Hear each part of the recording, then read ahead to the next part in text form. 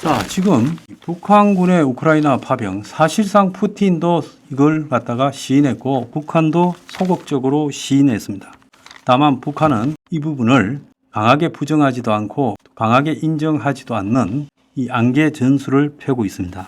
자, 그래서 한미일 외교안보보좌관이 지금 긴급 회동을 했고 공동 대응하기로 했고, 또 외신들도 우크라이나 전쟁이 북한군이 유럽까지 와서 유럽인들을 죽이는데 가담했다면 나토도 한국과 지금 긴밀하게 회의해서 같은 지금 입장에서 싸워야 된다, 이런 이야기가 정리되고 있고, 또 미국에서 곧 외교 국방 2+2 장관 회담이 열리는데 이것도 지금 우크라이나 문제에 대해서 논의하는 핵심적인 부분이 될 겁니다.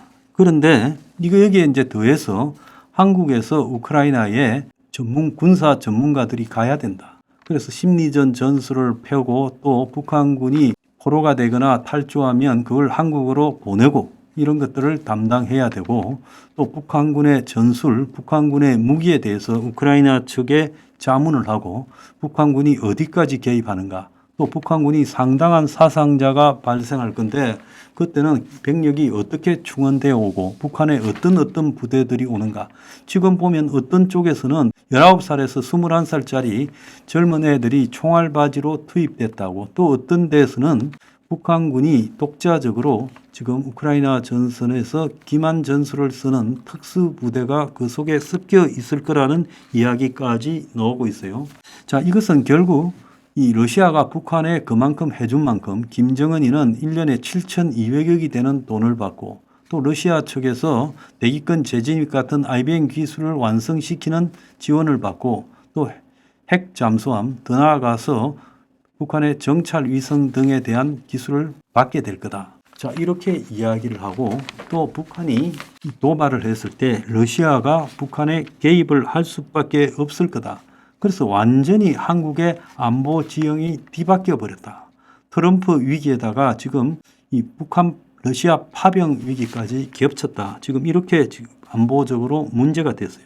그런데 민주당이요, 북한군의 파병을 정쟁에 이용하고 있습니다. 김민석이가 최고위원이며 이재명의 최고 오른팔이죠. 자, 김민석이가 한 국가안보실장에게 한기호 의원이 파병된 북한군을 우크라이나 측에 이야기해서 폭격해서 심리전에 이용하자는 문자를 가지고 전쟁 사주라고 주장하면서 대통령실이 주관한 우크라이나 비상대책회의 관련자 전원에 대한 조사와 공수처 긴급조사라는, 이 미쳐도 보통 미친 게 아니에요. 이자가 이런 주장까지 했어요. 국민의힘 한기호 의원이 문자를 신원식 안보실장한테 보냈고, 신원식 안보실장이 그에 대해서 긴급 대책회의가 있다라고 말한 것이 그 근거라고 김민석이는 주장하면서 우크라이나 불길을 한국으로 옮기고 있고, 이것이야말로 예비 업무이자 이것은 궁극적으로 계엄 예비 업무다라고 황당한 소리를 하고 있어요. 저는 한기호 의원이 신원식 실장에게 군 선배로서 이런 것들을 제안한 부분이 전혀 잘못이 아니고 당연히 할 수 있는 부분이라고 보고 있어요. 자, 북한이 러시아에 병력을 보내고 나면 파병 대가로 돈을 챙기고, 지금 북한이 해외에 노동자 보내서 돈벌이가 막혔잖아요. 그것뿐만 아니라 북한이 유일하게 지금 믿고 있는 핵미사일 기술을 갖다가 높이는데 또 도움이 되겠죠. 그래서 이 북한이 국제법, 유엔법을 다 무시하고 이런 도발을 하고 있고, 자, 이것은 북한이 그야말로 국제 질서를 무시하고 러시아와 지 맘대로 하겠다는 거예요.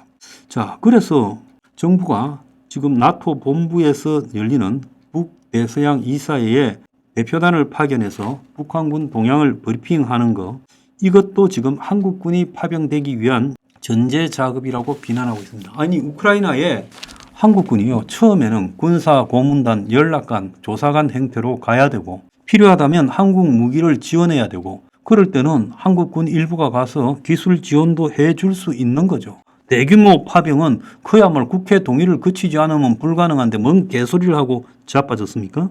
자, 민주당이 처음에 뭐라 했습니까? 북한의 파병이 미국이나 유럽도 인정하지 않고 불확실한데 한국이 국정원이 김건희 문제 때문에 불장난을 하고 있다고 말했죠.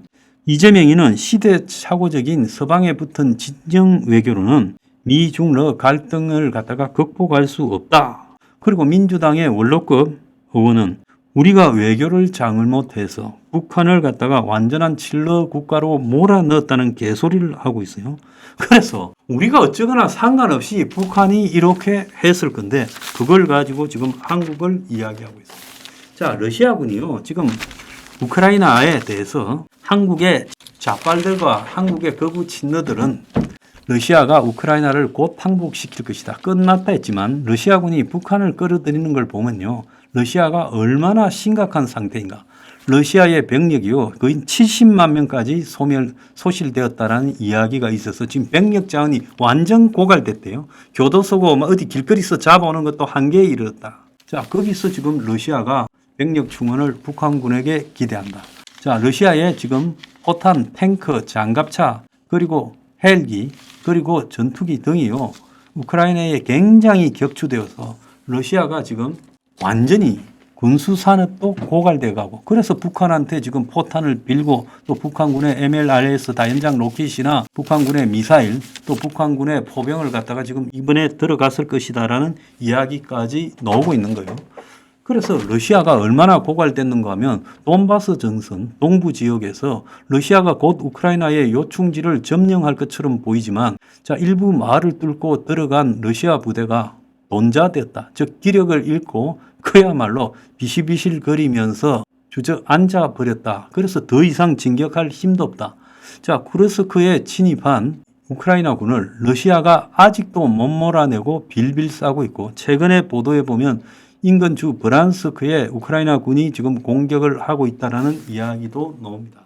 그래서 한간의 기대대로 미국과 유럽에서도 일부 그랬고 한국의 친러들이 많이 그랬던 것처럼 우크라이나가 러시아에 사실상 항복 직전이고 끝났다라고 말을 했는데 우크라이나가요 굉장히 지금 잘 버티고 있어요.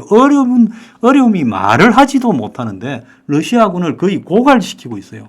그러니까 러시아가 이 북한군을 끌어들인다라는 부분이 미국과 유럽 전 세계에 어떤 의미가 있는가, 또 러시아 내부에서 어떤 의미가 있는가, 그것이 가져올 부정적인 영향에 대해서 너무나 잘 알면서도 북한군을 끌어들였고 그걸 시시했는데 한국의 국정원이 그걸 폭로하니까 미국이나 유럽은 알면서도 그걸 인정하기가 싫었을 거예요. 왜?